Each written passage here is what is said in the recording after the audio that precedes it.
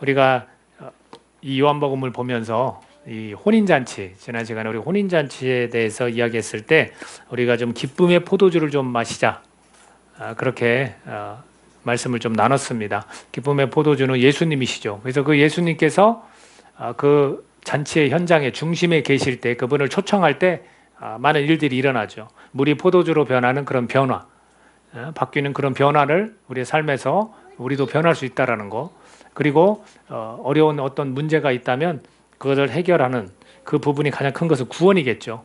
우리에게 그 구원의 문제를 예수님을 통해서 얻게 되는 것, 제자들이 그들과 함께 있을 때 예수님의 이런 기적을, 표적을 통해서 그들에게 그 구원에 관한 믿음이 조금씩 생기기 시작을 한 거죠. 그리고 미래의 그런 기쁨의 잔치에 우리가 참여할 수 있다라는 거. 그래서 예수님 믿으면 우리가 기쁘다라는 표현을 쓰거든요.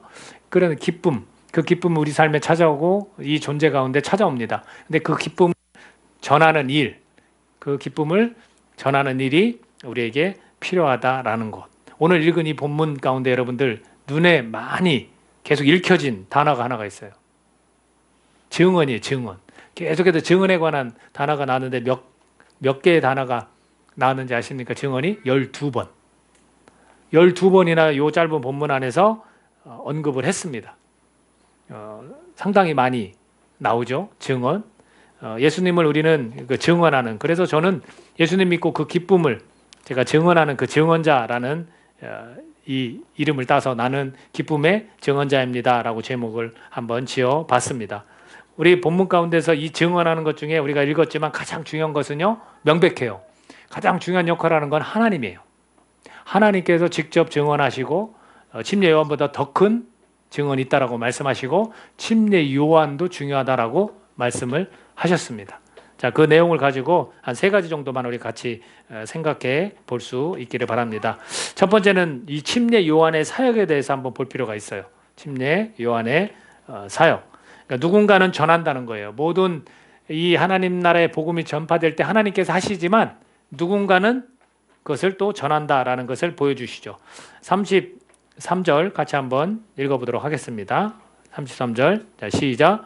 너희가 요한에게 사람을 보내매 요한이 진리에 대하여 증언하였느니라. 그러니까 요한에게 어떤 사람들이 알아보라고 그런 거예요. 당신 누구냐? 엘리야냐?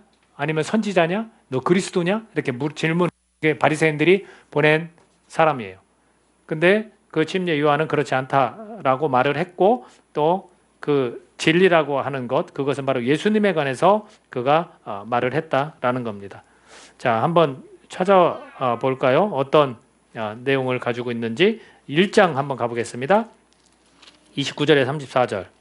1장, 요한복음 1장 29절에 34절에 보면 이야기한 게 나옵니다. 자, 제가 한번 읽어보겠습니다. 여러분 눈으로 따라오십시오. 자, 이튿날 요한이 예수께서 자기에게 나오심을 보고 이르되 보라, 세상 죄를 지고 가는 하나님의 어린 양이로다. 내가 전에 말하기를 내 뒤에 오는 사람이 있는데 나보다 앞선 것은 그가 나보다 먼저 계심이라 한 것이 이 사람을 가리킵니다. 여러분, 침례 요한은 사실 6개월 빨리 태어났죠. 형이에요, 형. 이 세상에 먼저 생명으로 태어났어요. 그런데도 불구하고 먼저 계시다라는 표현을 쓰고 있습니다. 31절, 나도 그를 알지 못하였으나 내가 와서 물로 침례를 베푸는 것은 그를 이스라엘에 나타내려 함이라 하니라. 요한이 또 증언하여 이르되 내가 봄에 성령이 비둘기같이 하늘로부터 내려와서 그의 위에 몸을 넣었더라. 나도 그를 알지 못하였으나 나를 보내어 물로 침례를 베풀라 하신 그이가 나에게 말씀하시든지, 하나님께서 아마 그 응답을 주셨겠죠. 그렇게 사역을.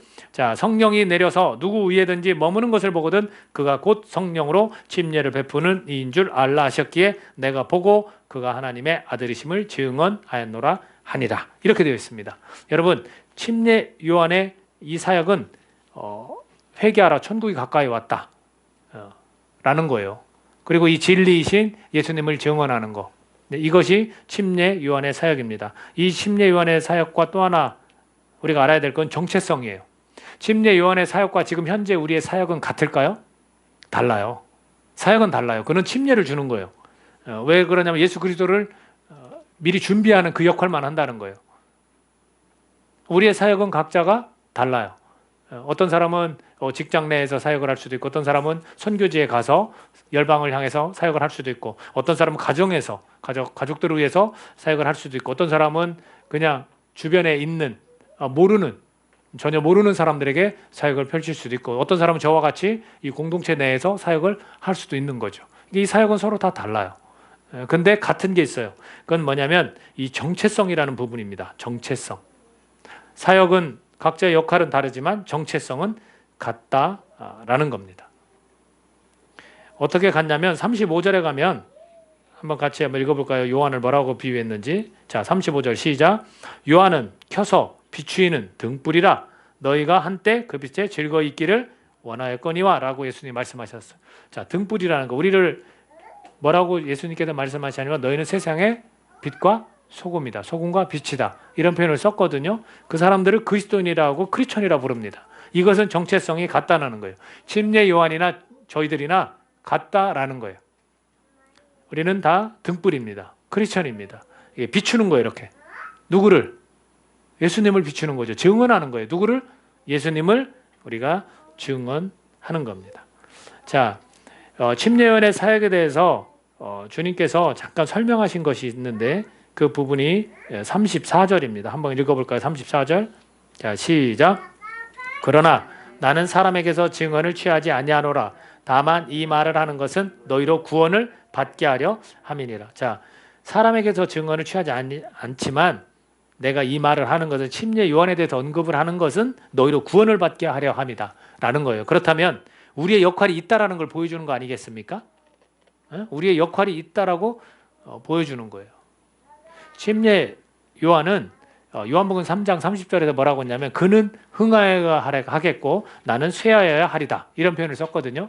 그게 무슨 얘기냐면 자기의 모든 삶을 통해서 주님이 전해져야 한다는 거예요. 나는 쇠하고 나는 조금 있으면 없어지는 자고 그분만이 드러나고 그분만이 전해져야 된다는 거예요. 그래서 저의 어떤 좌우명과 같은 제 목회를 하면서 좌우명과 같은 것이 바로 요한복음 3장 30절인데 저도 이런 사역을 통해서 예수님은 드러나야 되고 저는 뒤로 물러나고 저는 가려지고 저는 없어져야 되는 거예요. 이런 고백들을 하는 게 침례 그런 요한의 사역이었다라는 겁니다. 여러분 우리가 왜 이런 역할들을 하나님이 다 하신다고 하면서도 사람의 증언이 필요 없다 하시면서도 왜 이런 역할들을 우리가 해야 되냐면 로마서 10장 14절 우리 같이 한번 화면을 보고 읽어볼까요? 거기를 보면 나와 있습니다. 자, 로마서 10장 14절 같이 한번 읽어보겠습니다. 시작. 그런즉 그들이 믿지 아니하는 이를 어찌 부르리요? 듣지도 못한 이를 어찌 믿으리요? 전파하는 자가 없이 어찌 들으리요? 자, 이거를 보십시오. 이렇게 그대로 읽어나가면 순서대로 읽으면 안 되고 거꾸로 한번 보세요. 거꾸로. 전파하는 자가 없이 어찌 들을 것이냐라는 거예요. 하나님께서 증언 직접 하시지만 우리가 사람들이 해야 될 일들 중에 하나가 뭐냐면 믿는 자들이 크리스천들이 해야 될 일들 중에 하나가 뭐냐면 전파해야 되는 거예요. 그래서 듣지 못했던 자가 들어야 돼요. 그 다음 거꾸로 또 보십시오. 자, 듣지도 못한 이를 어찌 믿으리요? 자, 들었습니다. 우리가 만약 전파했다고 쳐요. 그러면 들었습니다. 그러면 어떻게 되는 거예요? 믿음이 이제 생기기 시작하는 거예요. 또 그 다음에 믿지 아니하는 이를 어찌 부르리요? 사람들이 많은 사람들이 예수님 불러야 될 거 아닙니까? 하나님을 높이고 왕으로 그렇게 구원자로 불러야 되는데 이제는 믿음이 조금씩 생기니까 부르게 된다는 거예요. 그러니까 위의 순서가 아닌 거꾸로 보면 누가 필요하냐면 전파자가 필요한 거예요. 하나님께서 모든 일들을 하실 거예요. 증언하세요. 직접. 이제 조금 그 다음에 보면 나오지만 우리의 역할도 분명히 있다라는 거죠. 침례 역할도 물론 쇠하여지고 뒤로 없어지지만 분명히 역할이 있었다는 것처럼 우리도 마찬가지예요. 역할이 있다라는 것을 말씀으로 우리에게 들려주고 있다라는 거죠. 우리가 입술을 열어서 삶을 통해서 증언하는 그런 모습으로 지내야 된다라는 겁니다. 여러분 우리가 교회 부흥을 위해서 제가 기도하자고 했고 우리는 교회 부흥을 위해서 기도했습니다. 자, 그러면 한 가지 교회 부흥을 위해서 우리가 같이 힘을 합해서 기도하면 그냥 부흥할까요? 왜 이렇게 믿음 없는 얘기를 하세요? 저한테 그럴 수 있습니다. 근데 우리가 교회 부흥을 위해서 기도했어요. 그럼 어떻게 해야 돼요? 그다음? 예? 뭐라고요? 만나게 해달라고? 누구를 만나게 해달라고? 예? 전도할 자를? 간단해요. 우리가 교회 부흥을 위해서 어떤 부흥인지는 조금은 다를 수 있죠. 예를 들면 우리가 영적인 어떤 그런 축복, 그런 부흥이 될 수도 있고, 양적으로 우리가 작은 교회지만 양적으로 좀 믿지 않는 자들을 구원한 것, 그게 교회의 역할이니까 믿지 않는 자들을 구원하는 그런 일들을 위해서, 교회 부흥을 위해서 기도했다면 우리는 그냥 전파하면 되는 거예요. 입술이라고 해서 전하면 되는 거예요. 제가 이거는 뭐 개인적인 거라 말씀을 안 드리려고 했지만 이 말씀 때문에 제가 드립니다. 한 2주 정도 조금 된 것 같아요. 저희 아파트에 이 아파트가 처음 지어진 그런 아파트였고, 저희들이 처음 지어진 아파트에 들어왔거든요. 그러면 하자가 있어요. 하자가 한 1, 2년 내에 하자가 있거든요. 그럼 하자 보수 기간이라서 사람들이 이렇게 찾아오고 그걸 고쳐줘요. 신청을 하면. 그래서 곰팡이가 막 안방에 곰팡이가 엄청 폈거든요. 그래서 그거를 수리하러 오셨어요. 오셔가지고 제가 집에 있다가 그분을 맞이하고 그분이 막 고치는데 도배를 하시는 분이세요. 도배를 하시는 분. 사실은 두 팀이 왔어요. 두 팀이 왔는데 한 팀은 전날 오고 또 한 팀은 다음 날 왔는데, 한 팀은 남녀분이 같이 오셨는데 거실을 좀 해줬고, 그 다음 날은 안방을 해줬거든요. 근데 한 분이 오셨어. 근데 그 한 분이 오셨는데 제 마음 가운데 제가 사실은 기도를 했었거든요. 우리가 교회는 작지만 내가 이렇게 이런 코로나 상황 속에서 좀 힘들어하고 어려워하는 이 상황 속에서 하나님 나에게 전도할 수 있는 힘을 주시고 열매를 좀 맺게 해달라고 기도를 했거든요. 사람을 만나게 해달라고. 그러는 중에 그 한 분의 이 도배를 막 하려는 중에 제가 음료수를 드릴까요? 옆에서 이렇게 묻기도 하고, 그러는 중에 이 마음에 어떤 준비를 하고 있었을까요? 간단하죠. 예수님 믿으세요? 이 말을 하고 싶은 거죠. 기회를 보는 거예요. 그러면서 거의 다 이제 돼갖고 대화를 하는 중에 제가 딱 하고 대화를 걸었어요. 말을 걸었어요. 교회 나가시냐고.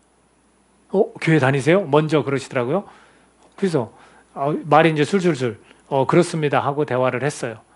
거기서부터 이제 그분의 간증이 시작됐어. 그분이 암에 걸리셨어요. 암에 걸리셨어. 3기. 3기면 많이 진행이 됐고, 그 암에 걸리셨는데 그분께서 그 암에 걸렸을 때 하나님 앞에 기도했대요. 집사님이시더라고요. 기도했대요. 하나님, 제가 저를 이 암에서 살려주시면 제가 이 평생 하나님을 위해 살겠습니다. 그랬대요. 근데 수술이 다가왔는데 수술하기 전에 너무 마음이 불안하고 너무 힘들었대요. 그러니까 그런 고백도 한 거야. 나 살려달라고. 가족도 얼마나 놀랐겠습니까? 그러는 중에 자기를 수술할 그 주치의를 어디서 만났냐면, 큰 대학병원에 보면 예배를 드려요. 채플이 있어요. 그 채플에 이제 집사님이시니까 그냥 이렇게 갔대요. 갔는데 어떤 분이 혼자 앉아 있는데 그분이 누구냐면 자기 주치의가 앉아서 기도하고 있더래요. 믿는 분이었던 거예요.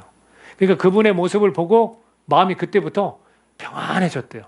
그래서 두렵고 막 떨리고 수술 전이니까 그랬는데 마음이 평안해지면서 수술을 했고 지금은 그냥 추적 관찰하는 중이래요. 그래서 그렇게 일도 하시는 거예요. 와서 막 다니시면서 일도 하는 거예요. 그러면서 이제 제가 이제 목사라는 것도 밝혔고 대화를 하는 중에 또 제가 알던 교회, 같은 교단은 아니지만 알던 교회 다니시더라고요. 그래서 대화를 하면서 그 얘기를 꺼내신 거예요. 내가 하나님 앞에 나를 살려주셨는데, 내가 하나님 앞에 나를 바치겠다고 했는데 그러지 못한다. 그러면 그분과 대화하면서 제가 마지막으로 축복기도 해주고 인사하고 보냈어요. 네, 그분께서 문자가 왔어요. 목사님, 제가 그 아들 이름도 다 받아 적었고요. 집에서 시아버님, 남편도 믿고 집사님이세요. 시아버님 아직 구원을 못 받았대요. 다 받아 적었어요. 제 역할이 이제 기도하는 거니까, 기도는 뭐 떨어져 있어도 해도 되니까 받아 적었어요. 네, 그분께서 집에 한번 오셔서도 기도해달라고 그런 부탁도 하시더라고요. 근데 그분은 저를 만나서 뭐가 회복된 것 같아요? 네? 사명. 자기가 하나님 앞에 약속한 거.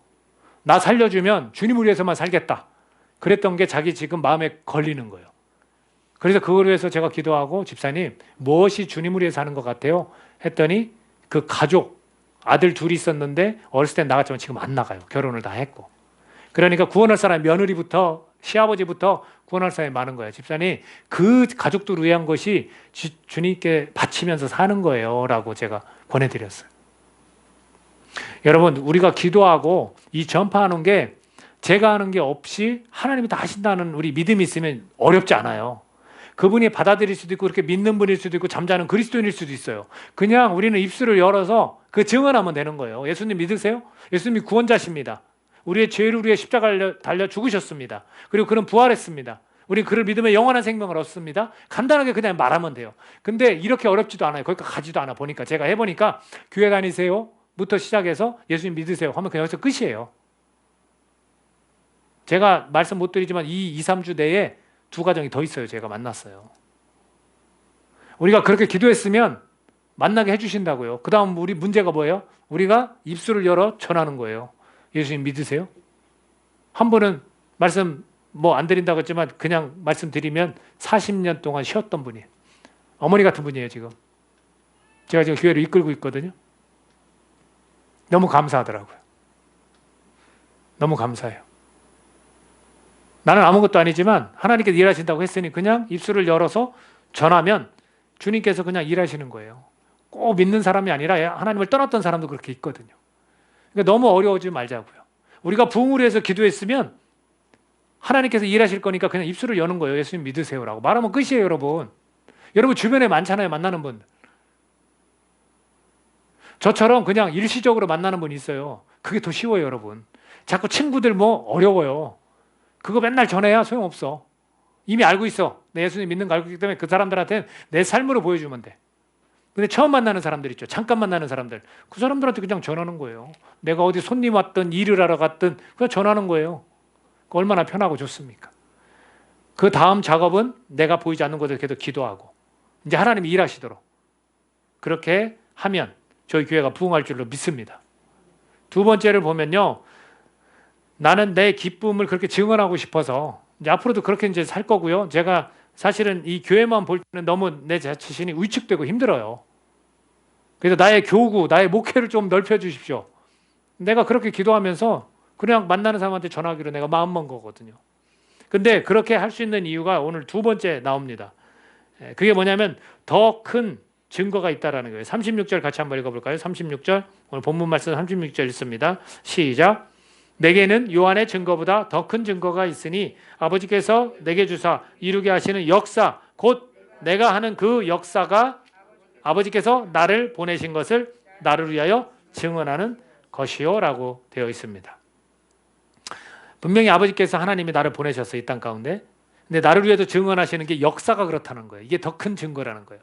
침례 요한의 증거도 귀한 거예요. 우리 사람들이 예수님 믿으라고 전하는 거 정말 귀한데 이거보다 더 큰 역사가 있다 이렇게 표현합니다. 아버지의 역사. 아버지가 허락하셨다. 아버지가 주셨다. 자, 하나님의 아들에게 주신 그 역사가 뭐였습니까? 제가 표적의 이 요한복음을 표적의 책이라고도 하거든요. 근데 7가지 표적에 대해서 많은 표적들, 기적들이 있지만 7가지로 좀 간추려서 이야기한다고 했잖아요. 물이 포도주로 변한 게 가나 혼인잔치에서 가나에서 갈릴리 가나의 첫 번째 표적이다. 자, 2번째 표적 뭐였어요? 여러분 읽으면서 봤을 거예요. 2번째 표적 왕의 신하의 아들을 살린 것. 그죠? 그 4장에 가보면 2번째 표적이라고 그렇게 설명하고 있습니다. 왕의 신하의 아들을 살린 것. 그 다음 표적이 뭐냐면 여러분 읽으셨을 거예요. 지금 5장 우리가 보고 있는데 5장에 보면 오래된 병을 고쳤죠. 38년 된 병자 고친 것. 베데스다 연못. 그 연못에서 사람들이 거기를 서로 들어가려고 하는데 이 안진병이는 어떻게 갈 수가 없잖아요. 근데 예수님이 다가와서 일어나 자리를 들고 걸어라 하고서 그냥 자리를 털고 이 병에서 노임을 받았죠. 그 다음에 우리가 다음에서 이 지금 증언에 관한 그 뒷부분이 뭐냐면 5,000명 먹이신 거. 5,000명 먹이신 거가 다음 표적으로 이렇게 나옵니다. 여러분 이런 표적들 중에는 특징이 있어요. 특징. 이게 뭐냐면 사실 역사. 하나님의 역사. 하나님이 허락하셔서 이런 일들이 벌어졌다는 거. 이 표적을 통해서 누굴 가리키냐면 계속 예수 그리스도를 가리키고 그분은 이런 분이다라는 걸 설명하는 거예요. 그런 특징이 있는데 그 특징이 왕의 신하의 아들을 고친 이 2번째 표적의 특징은 뭘까요? 여기에서 말씀의 권위가 있다라는 거예요. 그 아들이 있는데 직접 가지도 않았는데 그냥 멀리 떨어진 곳에서 말씀했더니 그 말씀 떨어진 그 시간에 살아났다고 그랬거든요. 그리고 또 하나가 살리시는 분이라는 거예요. 다 죽을 지경이지만 주님은 말씀하셔서 일으키는 것처럼 말씀의 권위와 살리시는 분이라는 것을 설명해 주고 있어요. 마치 첫 번째 표적이 그분을 삶에 초청하면 기쁨이 넘치는 것처럼, 어려운 문제들이 해결되는 것처럼, 변화될 수 있다는 것처럼 첫 번째 표적에서 누굴 가리킵니까? 예수 그리스도가 그런 분이다. 두 번째 표적에서 말씀의 권위가 있고 살리는 분이다. 그 사인이 계속해서 예수를 가리키는 거예요. 세 번째로 말했던 38년 병자는 뭐냐면, 이거는 주님께서 다가와 주시는 그 은혜가 있다라는 거예요. 예수님께 뭐라고 하시냐면, 참 오랫동안 병을 앓고 있구나. 그 사람의 딱한 사정을 주님은 보신다는 거예요. 마치 왕의 신하의 아들을 고칠 때는 예수님께 찾아왔잖아요. 그렇게 찾아와서 사모함으로 예수님을 찾으면 나을 수 있어요. 고침받아요. 그러나 또 예수님께서 한편으로는 다가가시는 거예요. 그런 분이 누구냐면 예수님이라는 거예요. 우리가 찾아갈 수도 있는 분이지만 그분이 직접 우리 가운데 딱한 형편과 사정 가운데 어려운 가운데 찾아오시는 분이다라는 것을 또 보여주고 있는 거예요. 그러면서 그 사람에게 뭐라고 하는지 아십니까? 38년 된 병자에게 다시는 죄를 짓지 마라. 이보다 더한 병이 걸릴지도 모른다. 이보다 더 심각한 일 뭐겠습니까? 구원받지 못하는 거죠. 그렇게 주님께서 또 권해주고 있습니다. 그 다음 5,000명을 먹이신 것은, 이 표적은 또 예수님의 어떤 부분을 가리키고 있습니까? 이 5,000명을 먹인 다음에 주님께서 설명하신 부분이 뭐냐면, 하늘에 떡이 있다는 거예요. 하늘로부터 오는 참떡, 하나님께서 하늘로부터 참떡을 주신다. 그 하늘에 하나님의 그 떡은 세상에 생명을 주는 것이다. 누굴 가리킵니까? 참떡이 본인 예수 그리스도를 가르치는 거죠. 그러니까 생명을 주는 분이 누구예요? 예수다라는 걸 계속해서 이 표적들, 사인들로 계속해서 예수님을 가리키고 있다라는 겁니다. 그렇기 때문에 이런 역사들, 더 큰 증거가 바로 이런 아버지께서 허락하신, 하나님께서 허락하신 기적들이 나타나는 거예요. 오늘 우리 삶에서도 하나님께서 이런 일을 하신다고 믿으십니까? 가깝게는 여러분이 하나님 앞에 온 게 기적이에요. 우리 가운데 어떤 정말 다 죽을 병에 걸린 사람이 살아날 수 있다고 믿음을 갖는 게 바로 이것 때문에 그래요. 저도 더 큰 증거가 있기를 바라요. 제가 암 환자들을 위해서 지금 기도하고 있거든요. 근데 안 믿어. 믿는 분이면 그냥 병원 가서 치료하라고 할지도 몰라. 그리고 그분이 직접 그렇게 하나님 앞에서 위로받고 이럴지도 몰라요. 근데 암에 걸렸지만 예수를 안 믿어. 그러면 그분한테 나는 확신 있게 얘기해요. 예수님 믿으라고. 당신의 암을 깨끗하게 하실 수 있는 분이라고. 여러분 의심스러우세요? 아니면 믿으세요? 이 더 큰 증거가 바로 그거예요. 하나님께서는 예수님을, 한 생명을 살리기 위해서 그런 역사를 이루실 수 있는 분이다라는 거예요. 그렇게 설명하고 있는 거예요. 사람의 말보다 더 큰 역사 때문에 증거가 된다. 증언이 된다. 지금 세상에서 복음이. 그거를 말해주고 있다라는 거죠.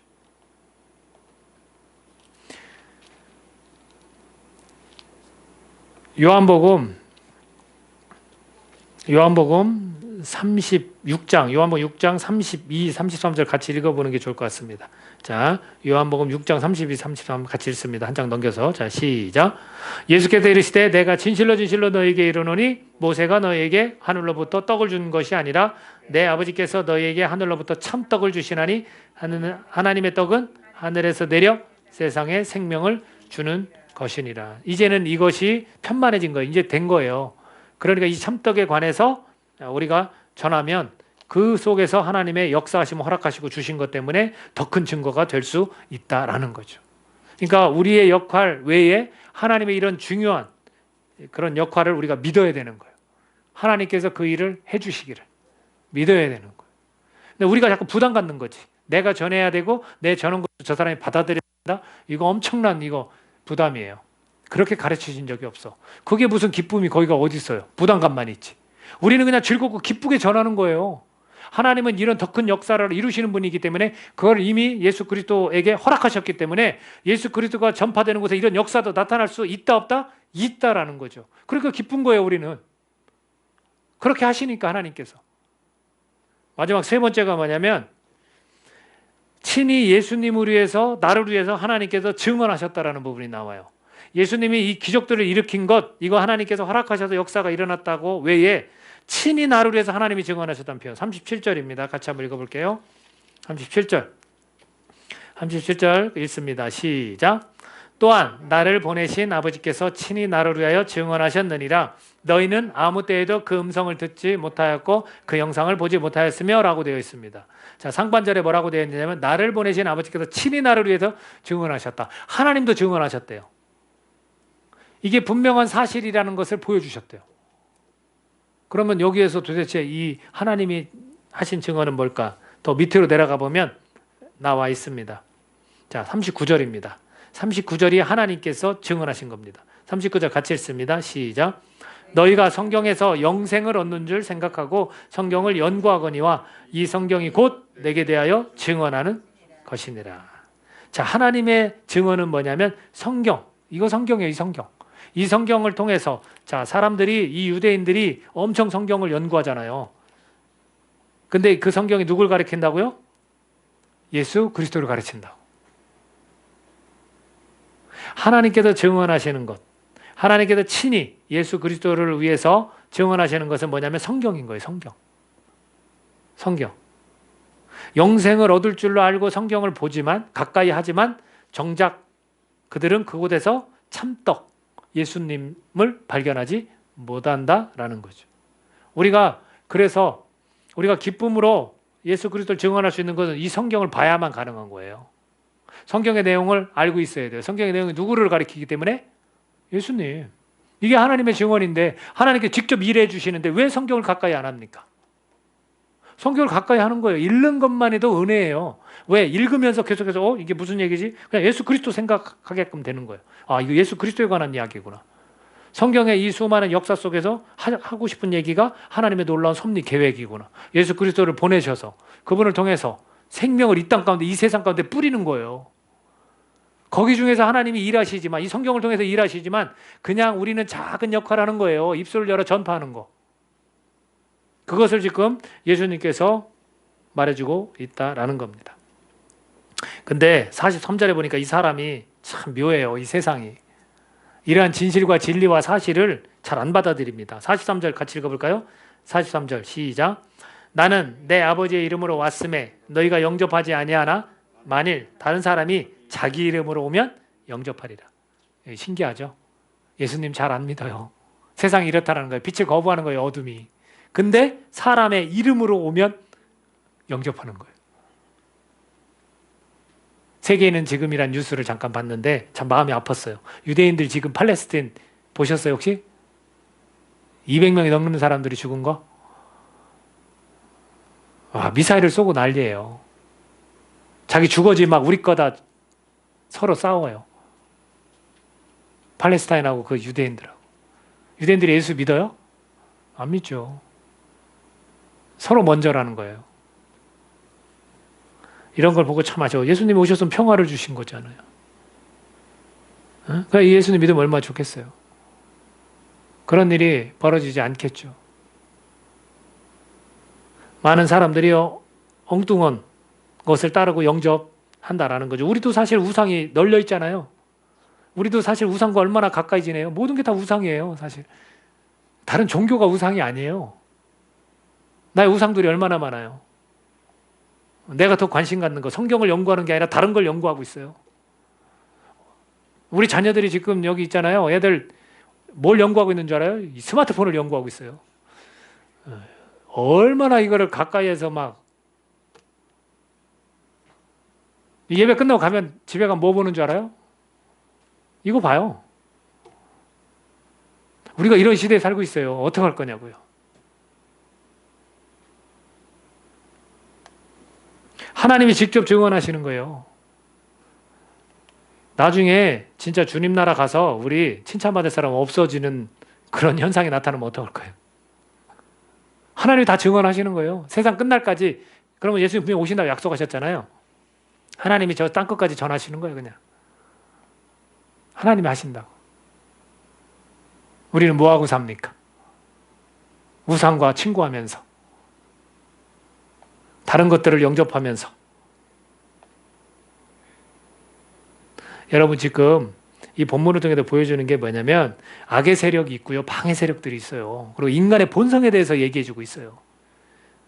엉뚱한 이름으로 오는 건 영접하는 거예요. 이 진리를 그렇게 설명하고 그렇게 얘기해도 이 66권이 다 예수 그리스도를 가르치는데도 불구하고 안 믿어. 안 받아들여. 그리고 이 세상에 존재하는 방해 세력, 악의 세력은 다 영접하고 받아들여. 인간의 본성을 지금 보여주는 거예요. 이 인간의 본성 대 은혜와의 싸움이에요.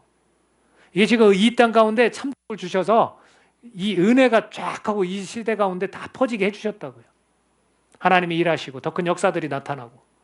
다만 우리는 그저 사람의 증언을 취하지 아니하시지만 너희들을 구원하기 위해서, 너희들을 구원받게 하기 위해서 니네들이 작은 역할 좀 해달라라고 요청하시는 거 아니겠습니까? 저는 기뻐할 수 있는 이유가 여기 있다고 생각해요. 나는 왜 기쁨의 증언자냐면 우리의 역할보다 하나님의 역할이 훨씬 많고 하나님의 역사는 우리가 감히 측량할 수 없는 역사들이 일어난다는 걸 지금 보여주시기 때문에, 그리고 이 성경이 계속해서 사람들에게 들려지고 이 성경이 계속해서 사람들에게 보여지는 이런 하나님의 직접적인 증언, 이것 때문에 복음은 반드시 땅끝까지 전해집니다. 믿습니까? 우리가 뭐 복음이 땅끝까지 전해져 주님 오신다고 했으니 마라나타 주 예수의 오시옵소서라고 항상 외치지만 나는 아무것도 안 하고 있는데 그래도 하나님은 지금 일하고 계셔. 그래서 저는 기쁜 것 같아요. 부담 갖지 않고 내가 좀 손쉽게 정말 그냥 증언하면 돼. 그 기쁨을 함께 나누면 되고, 그러면 하나님께서, 예수님께서 역사하시는 거예요. 성령께서 역사하신다라는 겁니다. 그래서 우리가 가끔 이 성경도 선물 쫙 주잖아요. 보든 안 보든 그 사람 몫이야. 이게 하나님이 지금 증언하는 거니까. 성령께서 역사하시도록 우리는 기도하는 거죠. 조금 우리가 이런 어떤 난 준비돼야 돼, 난 더 성경을 몰라서 그래요, 좀 이런 핑계 같지 않은 핑계 대지 말고요. 그냥 간단하지 않습니까? 나는 기뻐요. 예수님을 내 삶의 자리에 초청했더니 난 너무 기뻐. 나 변화됐어. 나 새 사람 됐어. 나 영원한 생명 가운데 기쁨의 잔치에 참여하는 신부야. 이거 얼마나 기뻐. 이 기쁨을 좀 가슴에 안고, 그리고 증언자로서 좀 하나님께서 일하시니, 예수님께서 더 큰 역사를 이루시는 분이니 그 이름으로 역사가 일어나도록 그냥 우리는 전하고 권하는 거예요. 저는 우리가 그렇게 살면 우리 공동체가 부흥할 줄 믿습니다. 만나는 사람 저보다 여러분이 더 많아요. 제발 부담 갖지 마시고 용기 내십시오. 성령이 함께 하십니다. 그냥 턱 하고 던지십시오. 얼굴이 빨개질 수도 있어요. 그렇지만 던져요. 그냥 부탁이에요. 지금 오늘 말씀으로 제자들한테 이게 용기가 아니겠습니까? 너네들이 역할이 아주 미미해, 작아. 걱정하지 마. 내 역사가 있고 내 표적들이 있고 하나님이 직접 성경을 통해 증언하셨어. 걱정하지 마. 안전하려고 하는 우리의 이 본성, 다른 사람을 영접하고 싶은, 다른 것을 우상 삼고 싶어하는 이거와 싸우십시오. 그거를 좀 이렇게 누르고 성령께서 나를 도와주셔서 충만한 가운데 내 입술이 열릴 수 있도록 기도하십시오. 그래서 정말로 메마른 곳이 샘물나게 되기를 바라고요. 가난하고 목마른 영혼이 이 하나님의 사랑을, 그리스도의 사랑을 깨달을 수 있기를 예수님의 이름으로 축복합니다. 여러분의 삶을 통해서, 우리의 삶을 통해서 그런 일이 나타나길 바랍니다. 여러분 가족은 제가 기도하고 있어요.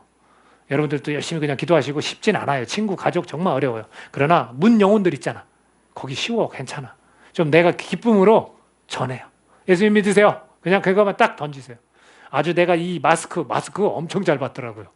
야, 이 코로나 시대 이 마스크 전도가 이거 거절하는 분 한 번도 못 봤어요. 여러분 이 마스크 좋은 거라고, 국산이잖아요. 이거 줘보세요. 나 교회 얘기도 안 해요. 이 마스크 하나 쓰세요. 선물입니다. 그러면 자기들이 바로 오케이. 아, 교회였네요. 이러고. 예수, 그 다음에 그렇게 얘기하면 예수님 믿으세요 하면 끝이야. 다 받아요. 100% 받아요. 제 말 믿으세요. 우리가 그런 문 영혼들에게도 그냥 주님을 좀 전했으면 좋겠습니다. 이 시간 우리가 함께 찬양하고 우리 기도하기 원합니다. 하나님께서 당신을 통해 메마른 땅에 샘물나게 하시기를, 우리 교회를 통해서, 우리 각자를 통해서 주님께서 일하시기를 원하십니다. 자, 우리 하나님께서 당신을 통해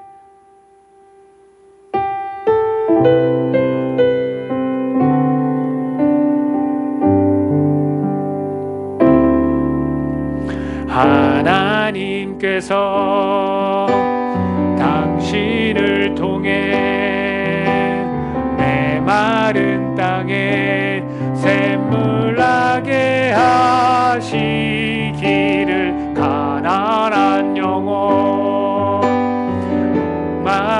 영혼 당신